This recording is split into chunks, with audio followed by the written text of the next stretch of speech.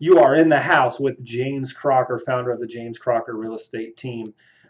In my series of videos that I'll be sending out monthly, I'll be answering questions that I get via email or that I have come up a lot in my business. A question I have here is from Blake. How do you determine what the value of a home is? What is the difference between the above ground square footage and the basement square footage? And how is value affected by that? So, Blake, how do I determine the value of a home? Well, first thing you want to do is find out what the square footage of your home is. You need to know what the above ground square footage is and what the basement square footage is. Those are two separate things. Above ground square footage, which is everything except for the basement, everything that's above ground, has a lot more value than basement square footage does. Basement square footage on an unfinished basement is usually worth roughly about 20 bucks a square foot. Depends on the area. You know, obviously, if you have a higher priced area, it's going to be a bit more expensive to have that extra space. On average, about 20 bucks a square foot.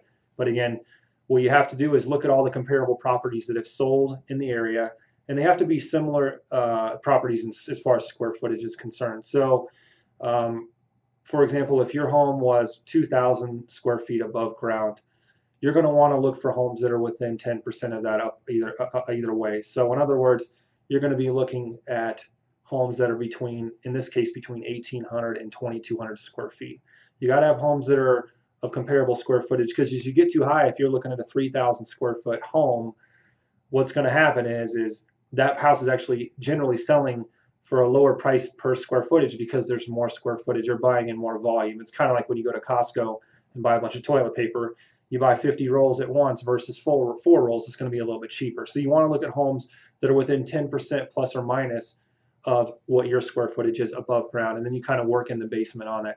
Whether it's a real estate agent, an individual, a homeowner, or an appraiser, it's not an exact science. You can have 3 different appraisers come to your house. They're all going to give you a different opinion of value. It could be $100 off. It could be $5,000 off. It could be $20,000 off. It really depends on what price point your house is at. I've seen $1.5 million homes being appraised, $100,000 discrepancy between 2 different appraisers. So just keep in mind that it's not an exact science. But basically, you're going to take a look at the condition of those homes, of several homes in a similar square footage range, to see what yours is. You're going to figure out what those sold for per square foot by dividing the sales price by the square footage, and that's going to give you a good price per square foot. You have to take the basement into account, though. So in most cases, and this is not exact, it depends on where your house is.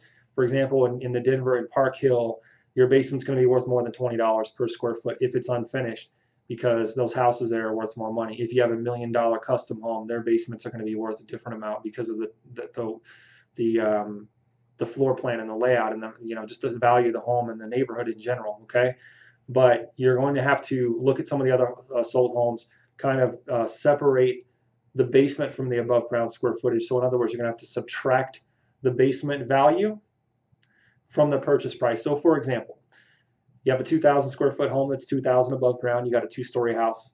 Your basement's 1,000 square feet, unfinished. And your basement's worth $20 a square foot roughly, times 1,000. That's 20 grand. Let's say another one up the street was exactly the same size and it sold for $400,000.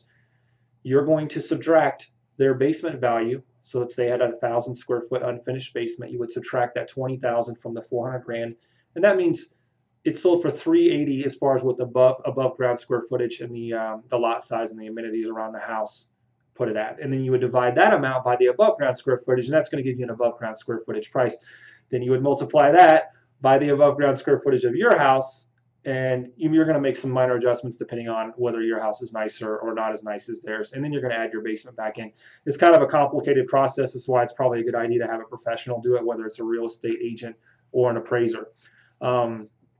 If you would like to get a rough idea of what your home is worth right now, go to this website. It's coloradomarketvalues.com. It'll give you kind of a ballpark. And you're also welcome to send me an email, james@thecrockergroup.com, or give me a call, 303-280-4950.